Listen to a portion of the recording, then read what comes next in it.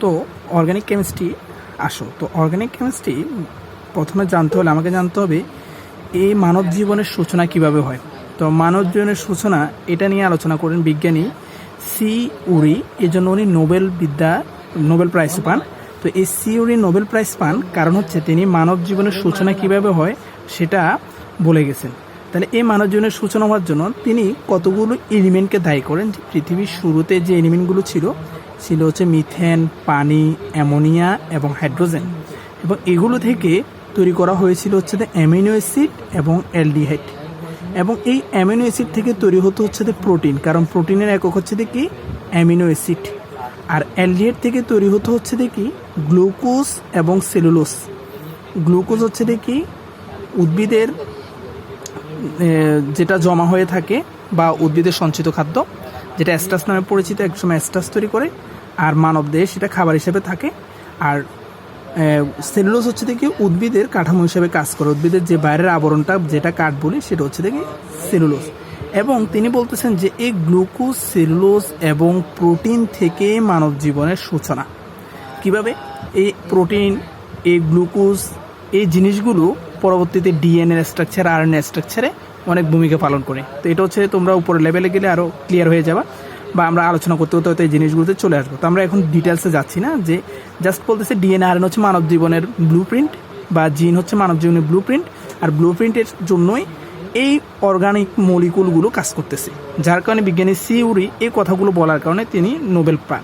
আচ্ছা, তো আমরা এখন চিন্তা করি যে এই জিনিসগুলো কই থেকে আসছে।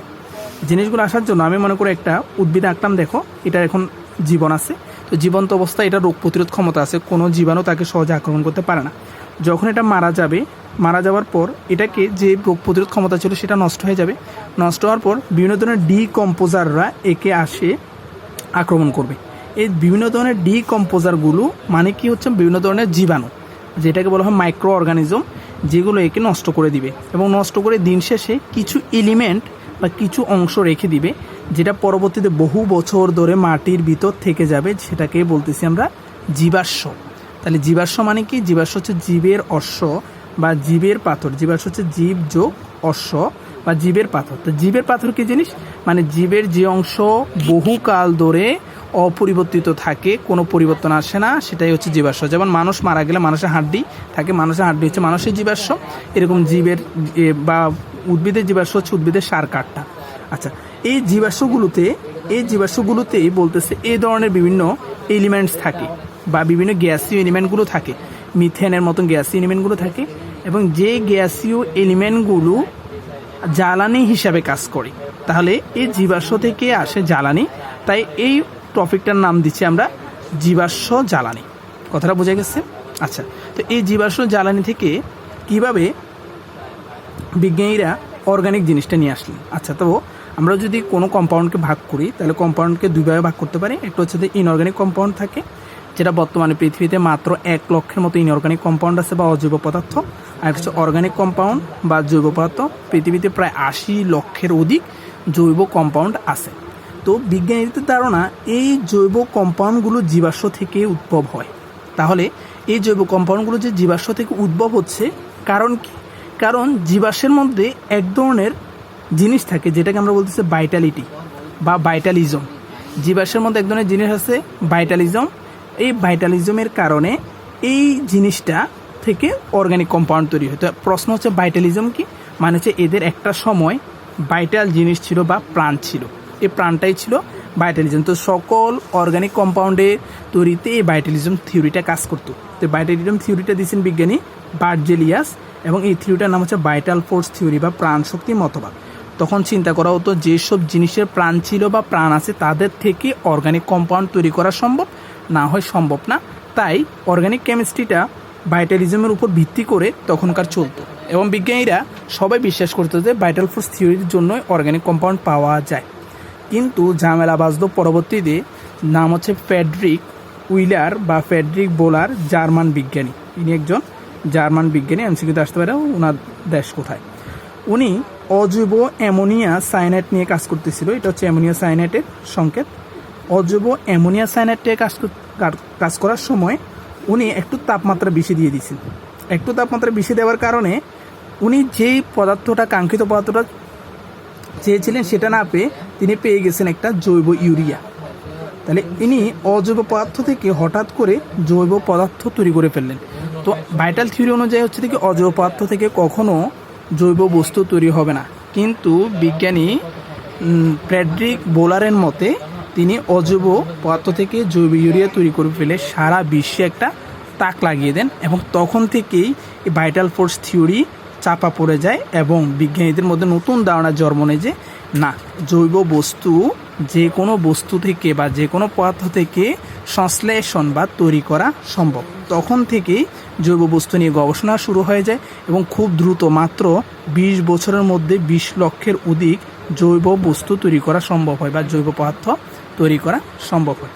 তো এই জৈব পদার্থটা যেটা আমরা তৈরি করছি, তো সেটার তৈরিতে মূলত ভূমিকা যেটা পালন করে সেটা হচ্ছে দেখি কার্বন। সেটা হচ্ছে দেখি তো কার্বন। তো কেন কার্বন এই কাজগুলো করে বা অনন্য, সেটা আমরা একটু উপর বলবো। তো এখন আমরা আসি যে কার্বনে কীভাবে এই জৈব বস্তু তৈরি করে। তো দেখা গেল যে আমরা একদম প্রথম যে জৈব বস্তুটার কথা আলোচনা করব সেটা হচ্ছে মিথেন, মানে সর্বপ্রথম পাওয়া যায় যে জৈব বস্তু, এটাকে বলা হয় mother of the organic chemistry. তাহলে অর্গানিক কেমিস্ট্রি মাদারকে যদি আমরা অ্যানালাইসিস করে আমরা পাই হচ্ছে কার্বন আর হাইড্রোজেন।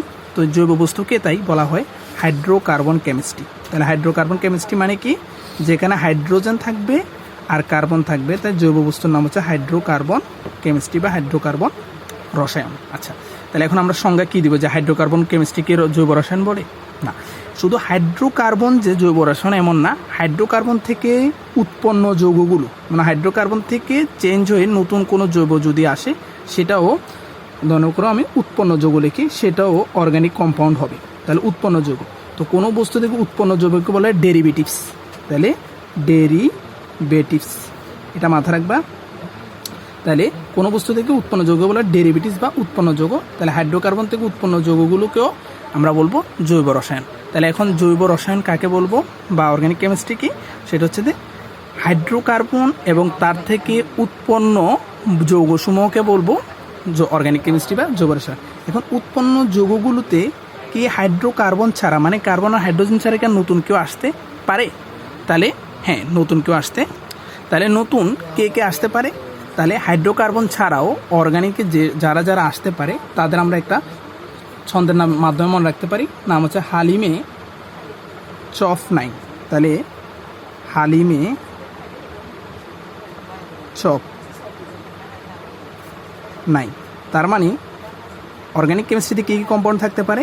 হালিমে মানে হচ্ছে হ্যালোজেন। হ্যালোজেন মানে কি তো তোমরা জানো, ফ্লোরিন, ক্লোরিন, ব্রোমিন, আয়োডিন, এই যৌগগুলোকে বলতেছি আমি হ্যালোজেন। তারপর থাকতে carbon, hydrogen, oxygen, phosphorus, sulphur এবং মানে হচ্ছে যে নাইট্রোজেন। তাহলে এগুলো দিয়ে আমাদের কি তৈরি হতে পারে? অর্গানিক কেমিস্ট্রি তৈরি হতে পারে। তাহলে অর্গানিক কেমিস্ট্রি ডেরিভেটিভসে আমরা হ্যালোজেন পেতে পারি এবং নাইট্রোজেন পেতে পারি, অক্সিজেন পেতে পারি, ফসফরাস পেতে পারি এবং সালফার পেতে পারি। এভাবে আমরা অর্গানিক কম্পাউন্ডগুলো সংজ্ঞা দাঁড় করাতে পারি কি, যে অর্গানিক কেমিস্ট্রি হচ্ছে যে হাইড্রোকার্বন কেমিস্ট্রি এবং তার থেকে উৎপন্ন যৌগসমূহ। এটাই হচ্ছে অর্গানিক কেমিস্ট্রির সংজ্ঞা।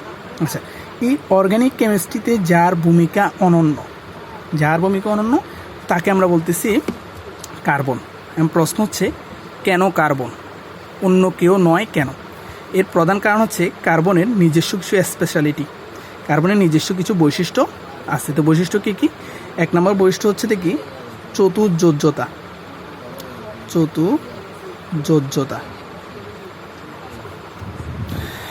তো প্রশ্ন হচ্ছে কার্বন কেন অর্গানিক কম্পাউন্ডের প্রধান উপাদান?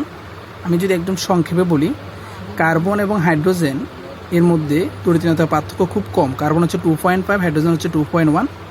তড়িৎনতার পার্থক্য কম হওয়ার কারণে তাদের মধ্যে কোনো পোলারিটি তৈরি হয় না, যার কারণে তারা অর্গানিক সমযোজ্য যৌগ তৈরিতে খুব বেশি ভূমিকা পালন করতে পারে।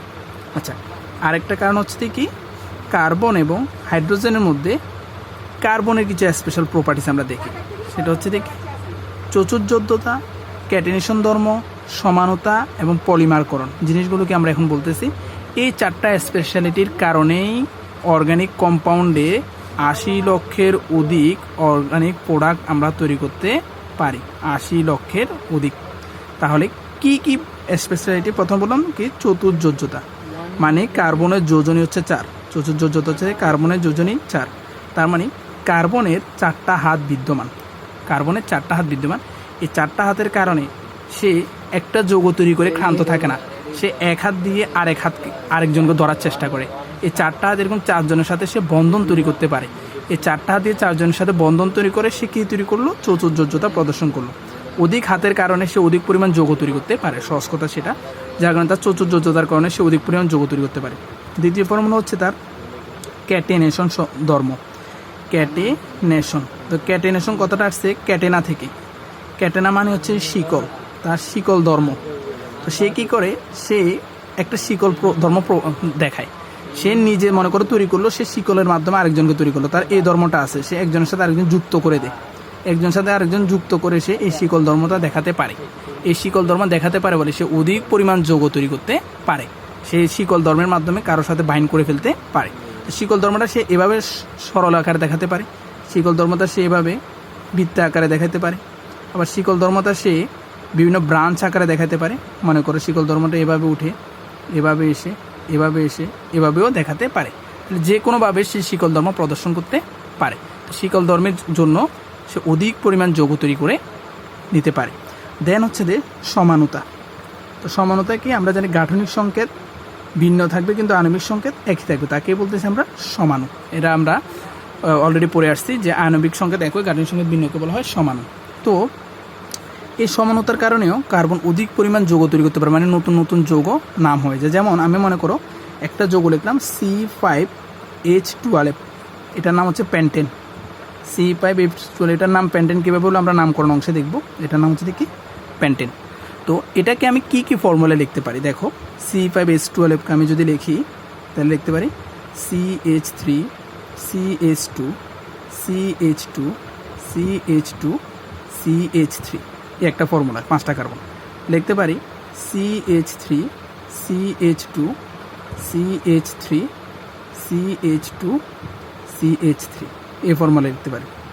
লিখতে পারি CH3 CH3 CH3 CH3। তাহলে দেখো আমি অলরেডি এটাকে 3টা ফর্মুলা সাজিয়ে নিলাম।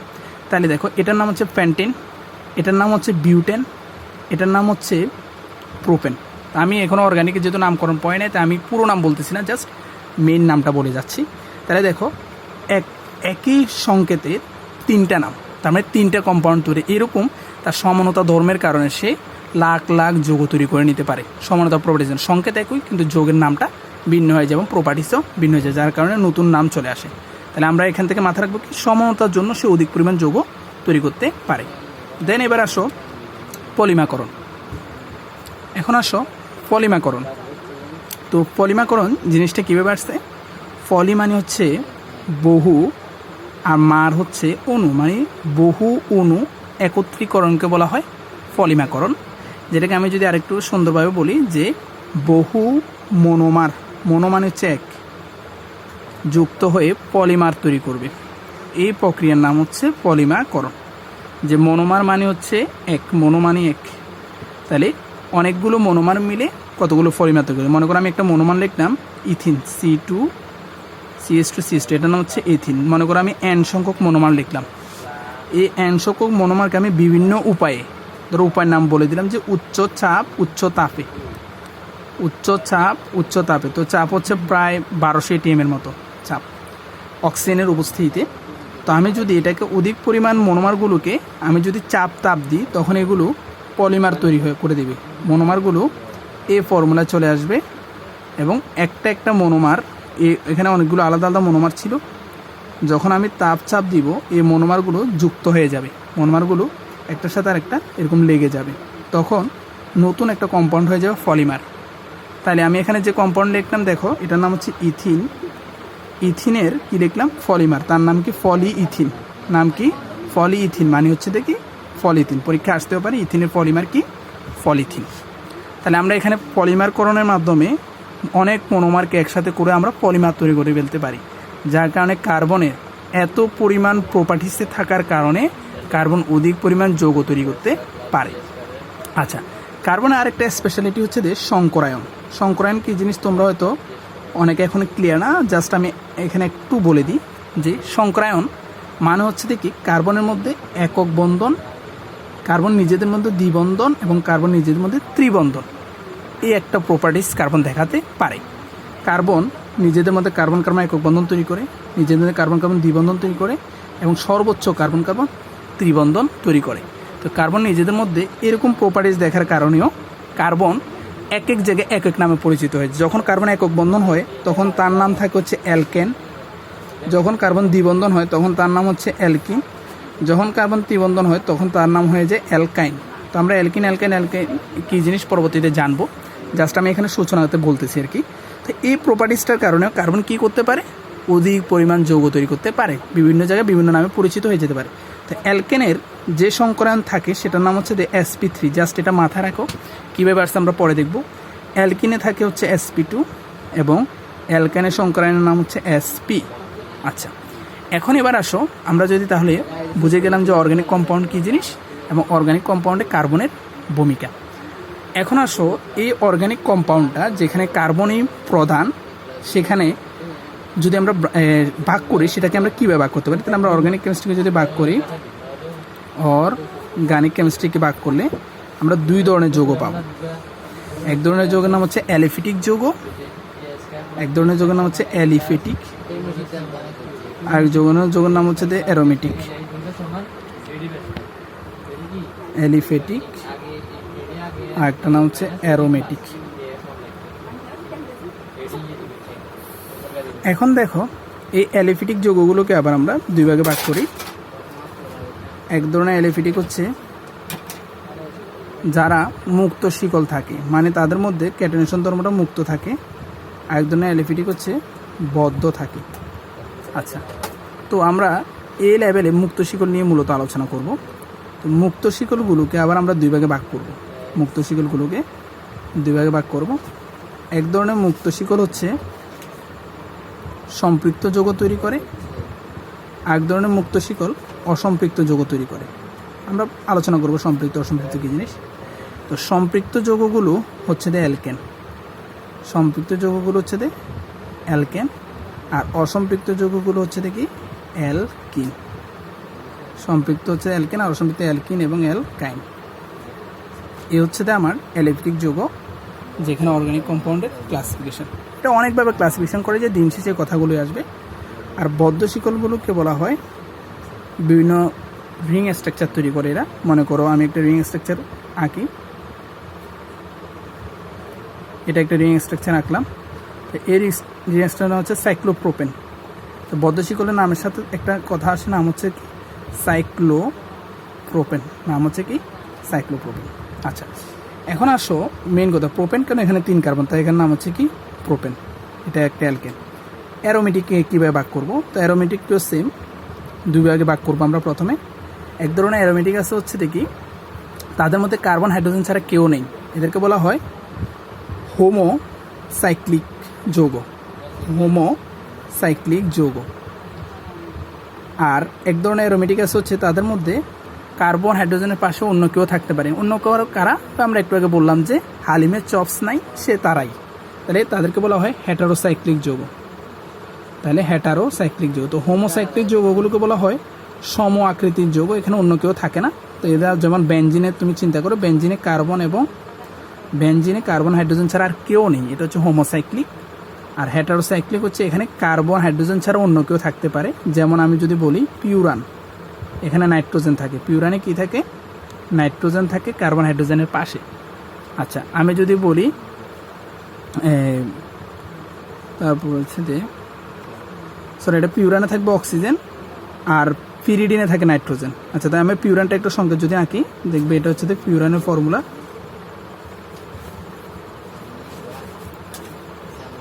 তাহলে এটা হচ্ছে সেই পিউরানের ফর্মুলা। তার মানে আমি এখান থেকে বুঝতে পারতেছি এখানে কার্বন প্রতিটা প্রান্তে কিছু নয়, মানে কার্বন আছে, এগুলো নিয়ে আমরা পরে ডিটেলস বলবো। সাথে অক্সিজেন আছে আর হাইড্রোজেন আছে। তো এই জন্য এটা হচ্ছে তো একটা হেটারোসাইক্লিক যৌগ। তো এটা হচ্ছে অর্গানিক কেমিস্ট্রির সেই ব্রাঞ্চ আর কি। আচ্ছা, এখন আমরা আসো এখানে একটা কথা বললাম যে সম্পৃক্ত এবং অসম্পৃক্ত। সম্পৃক্ত এবং অসম্পৃক্ত কথাটা দ্বারা কী বোঝায়, আমি জাস্ট এতটুকু বলে আজকে ক্লাস শেষ করে দেবো। তাহলে দেখো সম্পৃক্ত মানে কি, তাহলে সম্পৃক্তকে আমরা যদি একটু চিন্তা করি তরল পদার্থের ক্ষেত্রে, যে একটা চায়ে যতটুকু চিনি দিলে যতটুকু চিনি দিলে চাটি সর্বোচ্চ পরিমাণ মিষ্টি হবে এবং পাত্রের তলানি পড়বে না, ওই অবস্থায় ওই দশাটাকে বলা হয় সম্পৃক্ত দশা বা সম্পৃক্ত অবস্থা। তাহলে যতটুকু চিনি, তো আমি যদি এটাকে একটু ডিটেলস বলতে চাই, সেটা হচ্ছে মনে করো 1000 ml দ্রবণে বা 1000 ml দ্রাবকে বলি, 1000 ml দ্রাবকে যতটুকু দ্রবীভূত থাকলে, যতটুকু দ্রবীভূত থাকলে দ্রবটি সম্পৃক্ত থাকে, দ্রবণটি সম্পৃক্ত হয়, তাহলে দ্রবণটি সম্পৃক্ত হয়, সেটাই হচ্ছে সম্পৃক্ত অবস্থা। এখন এই যে যতটুকু মানে কি, এমন পরিমাণ নিব যে যেন চিনি কমও হয় নাই, আবার চিনি অতিরিক্ত হয়ে নিচে তলানিও পড়ে নাই, যে পরিমাণ নিলে একদম পারফেক্ট হয় ওই অবস্থাটাকে বলা হয় সম্পৃক্ত অবস্থা। কিন্তু আমাদের এখানে কার্বনে তো আর এই কথাটা আসতেছে না, তাহলে কার্বনের সম্পৃক্ত অবস্থা কি? কার্বনের সম্পৃক্ত অবস্থা হচ্ছে কার্বনের হাত কয়টা থাকে? 4টা হাত। এই 4টা হাতে 4টা যদি মূলক থাকে, আলাদা আলাদা 4টা মূলক থাকলে ওই অবস্থাকে বলা হয় 4টা হাতই পরিপূর্ণ, এখানে বেশিও নাই কমও নাই, ওই অবস্থাটাকে বলা হয় সম্পৃক্ত দশা। তার কারণে অ্যালকেনকে বলা হয় সম্পৃক্ত দশা, কারণ অ্যালকেনে 4 হাতে 4 ধরনের মূলক আলাদাভাবে যুক্ত থাকে। আচ্ছা, আর অসম্পৃক্ত মানে কি? যে 4 হাতে 4 ধরনের মূলক যুক্ত থাকে না, তাহলে ভিন্ন ভিন্ন মূলক থাকে, তাহলে 4 হাতে মূলক থাকে না। সহজ কথা আমি এটা লিখি, 4 হাতে মূলক থাকে না, এবং তাদেরকে আমরা বলবো অসম্পৃক্ত। এখন এই যে 4 হাতে মূলক থাকে না মানে কি, দেখো হয়তো কোনো হাতে একই রকম মূলক পড়ে গেছে, তাহলে দেখো আমি যদি এটা একটা অ্যালকিন লিখলাম, তাহলে আমি ধরো এই অ্যালকিনের যদি আমি ফর্মুলা সাজাই, তাহলে দেখবো এখানে 2টা হাত, তাহলে এখানে হবে আর 2টা হাত খালি, এই 4টা। তাহলে দেখো এখানে একটা আলাদা আছে, এখানে একটা আলাদা আছে, কিন্তু একই কার্বন 2 হাতে আছে, তার মানে এটা কি হইলো? অসম্পৃক্ত হয়ে গেলো। কেন অসম্পৃক্ত হয়ে গেলো? কারণ এখানে 2 হাতে একই রকম মূলক হয়ে গেছে, যদি ভিন্ন হতো হতো সম্পৃক্ত, কিন্তু যেহেতু ভিন্ন হয় না তার মানে এটা অসম্পৃক্ত। তো অসম্পৃক্ত তো বিভিন্ন পরীক্ষা আছে, আমরা দেখব। ঠিক একইভাবে অ্যালকাইন, দেখো এটার নাম হচ্ছে ইথাইন। তো অ্যালকাইনের ক্ষেত্রেও সেম অবস্থা, দেখো সে একই মূলকের সাথে 3টে হাত দিয়ে দিছে, সে যদি অন্য কারোর সাথে দিত তাহলে সম্পৃক্ত হতো, কিন্তু একই মূলকের সাথে দিয়ে দিছে, যার কারণে সে কী হয়ে গেলো? অসম্পৃক্ত হয়ে গেলো। তার মানে আমরা মাথা রাখবো অসম্পৃক্ত হচ্ছে দেখি অ্যালকিন এবং অ্যালকাইন বা দ্বিবন্ধন ত্রিবন্ধন যারা আছে তারা হচ্ছে অসম্পৃক্ত, যার কারণে আমরা এদেরকে বলি অসম্পৃক্ত যৌগ, আর অ্যালকিনকে বলি সম্পৃক্ত যৌগ। তো এই হচ্ছে আমাদের আজকের আলোচনা। নেক্সট ক্লাসে ভিন্ন কিছু নিয়ে আসবো। ওকে, আল্লাহ হাফেজ।